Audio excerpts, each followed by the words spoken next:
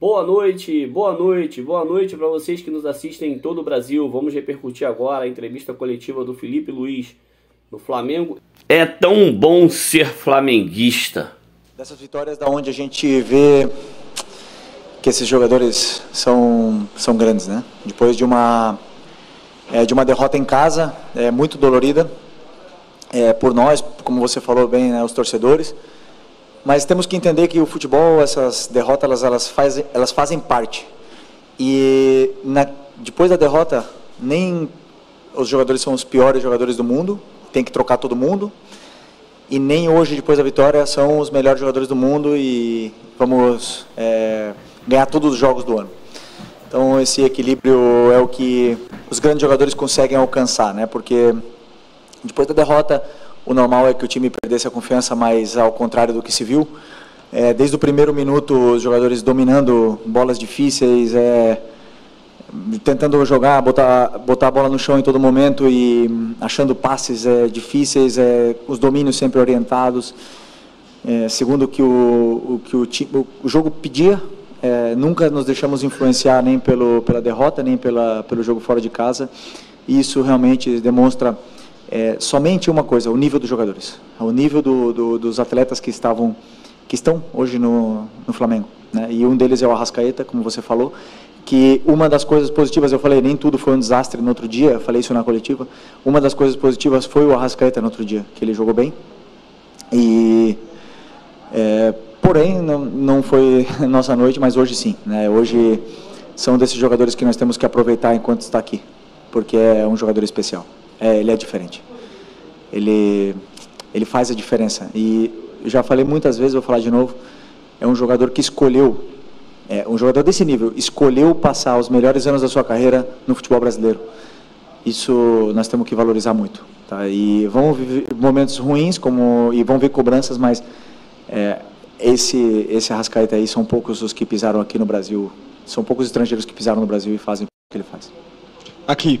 Tudo bem, Felipe? Parabéns pela vitória. Eu queria te ouvir um pouquinho sobre a estratégia que tu desenhou para o jogo de hoje, levando em conta o que tu estudou do Grêmio também, do teu adversário, que joga muito na base da ligação direta. Tu falou sobre um Flamengo que pisou na bola, colocou ela no chão e jogou. Queria te ouvir o que tu pensou em cima daquilo que o Grêmio tem apresentado, por favor. Bom, primeiro eu vi na análise que o Grêmio era um time que costumava encaixar no meio, e eu imaginei que eles fossem encaixar nos nossos dois volantes, mas aí nós já temos uma saída limpa com um dos zagueiros, né?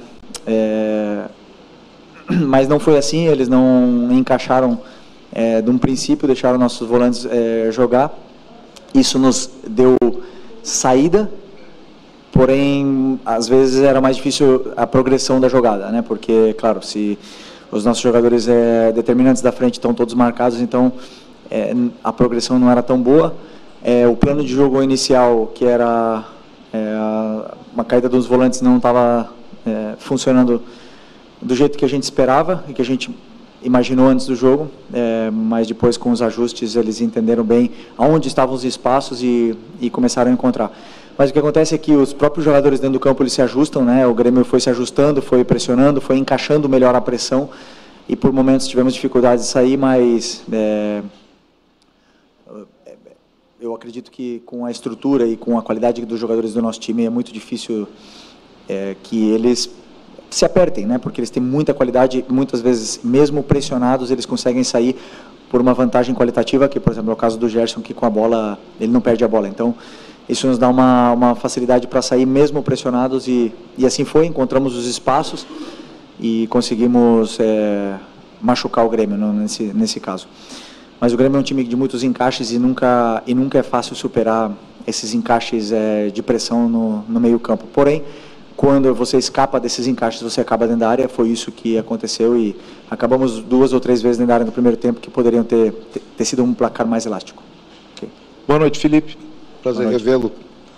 Parabéns pela vitória. Felipe, o Flamengo, por motivos que não precisa ficar aqui repetindo, ele é uma espécie assim de modelo do clube a ser batido no Brasil. O grupo de jogadores é qualificado, o teu trabalho já está rendendo frutos, embora seja relativamente curto, mas ele se mostra. A estrutura do Flamengo, ela é exemplar também. como fazer para que... Como é que vocês estão estudando para jogar com a corda esticada ou poder recolhê-la na hora certa, visando ganhar o máximo possível de competições e estando já num Campeonato Brasileiro que recém começou, mas o Flamengo já começa também a ser colocado como favorito, como maior candidato. Como é que é carregar essa responsabilidade e trabalhar um grupo assim de agora até dezembro? Só por favor, me explica um pouco melhor como a corda que você falou. A corda esticada é que nem afinação de violão, a cordinha está esticada. Sim, mas... flochar. E o Flamengo, como fazer com que isso seja mantido ou, em determinados momentos, saber administrar essa, para que questão física, questão de grupo, como é que se administra um grupo de agora até dezembro para tirar o máximo de competições possíveis?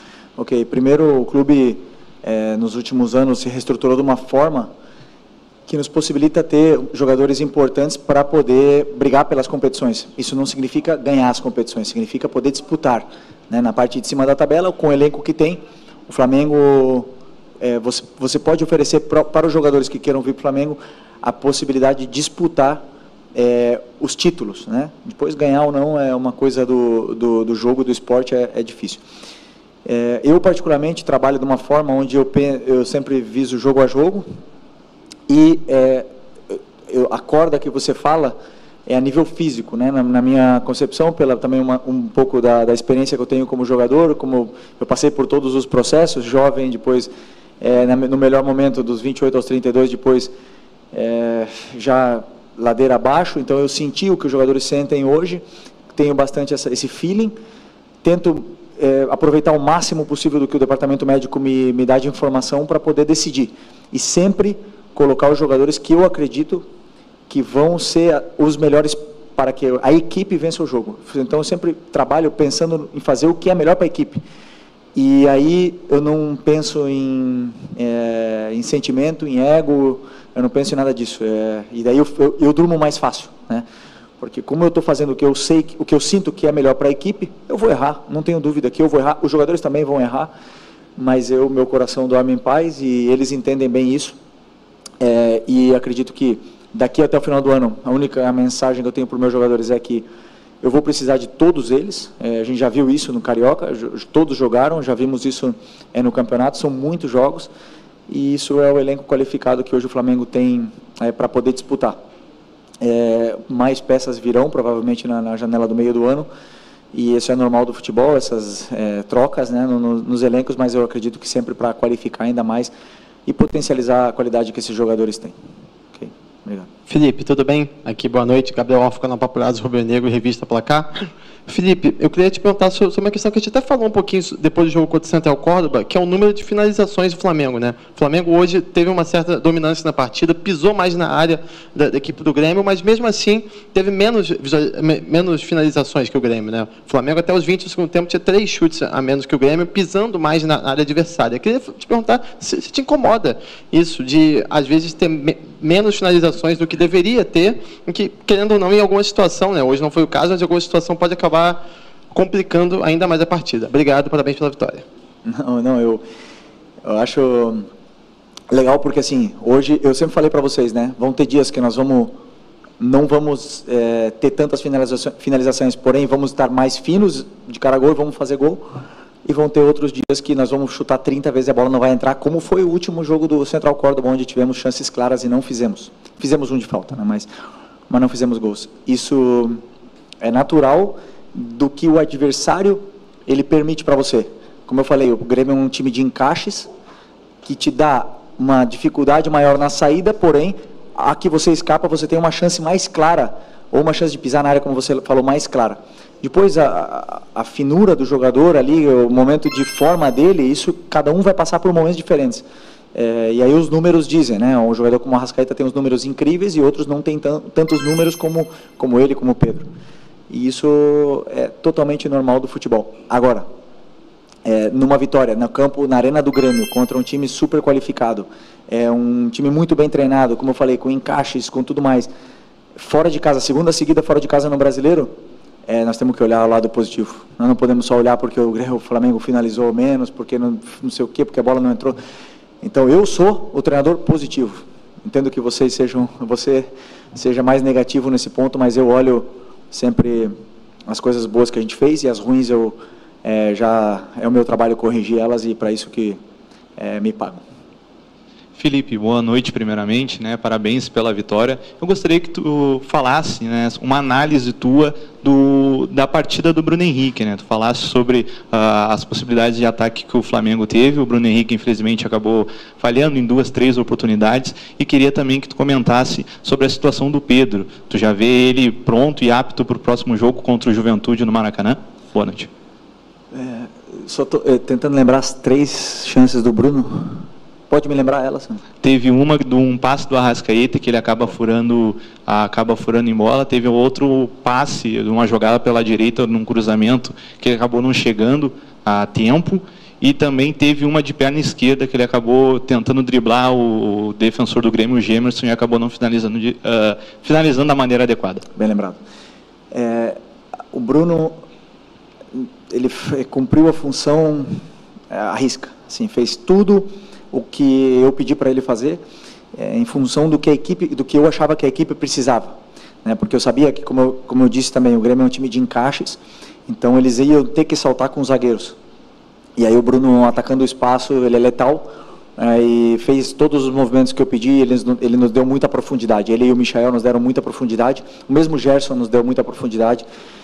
E é um jogador muito importante. Essas chances que você fala, eu não posso qualificar ela de uma chance perdida, porque na minha visão não foi o passe não foi ideal para ele, não conseguiu nem finalizar a jogada, né? Então a outra talvez em outro momento ele teria conseguido finalizar, mas é absolutamente normal. E o que eu vejo é o volume de jogo, o que ele cria, o que ele nos dá para a equipe, porque é um jogador que pressiona muito, que se sacrifica muito pela equipe, faz com que a equipe jogue muito melhor, de forma muito mais contundente e dominante dentro do campo ao estar Bruno Henrique, porque ele nos dá todas as fases defensivas, né? Jogo aéreo, é um jogador que domina a bola de costas, que sustenta os zagueiros, que ataca o espaço, então é um jogador super completo e na qual muito importante.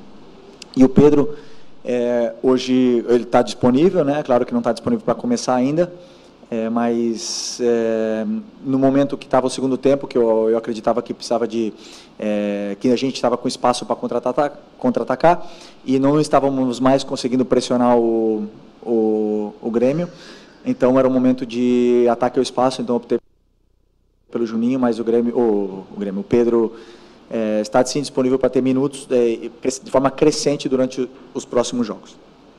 Felipe, aqui, boa noite. Você falou agora na resposta anterior a respeito dos zagueiros saltarem da linha, né? Os 2 gols nisso acontece, são 2 zagueiros diferentes, mas o zagueiro pela direita do Grêmio. E para ali o Flamengo apostou bastante no jogo, o Arrascaeta chegando mais ali, o Michael também. Essa foi uma percepção tua antes do jogo, de explorar essas costas da defesa do Grêmio, que teria esse zagueiro saltando? Eu não vi os gols ainda, então eu não consigo, eu só lembro que o Arrascaeta driblou o goleiro no primeiro, e no segundo foi uma saída de bola pela lateral, né? Eles fizeram uma saída de uma triangulação bonita e o Arrascaeta conseguiu escapar e conseguiu finalizar, né? Mas claro que um dos pontos que a gente pede sempre é que exista o ataque ao espaço, porque para mim o time mais difícil de marcar é o time que ataca o espaço o tempo todo, e isso o Bruno, o Michael, o Gerson, o próprio Arrascaeta faz e incomoda muito, mas com certeza tem preparação nesse estudo, sim.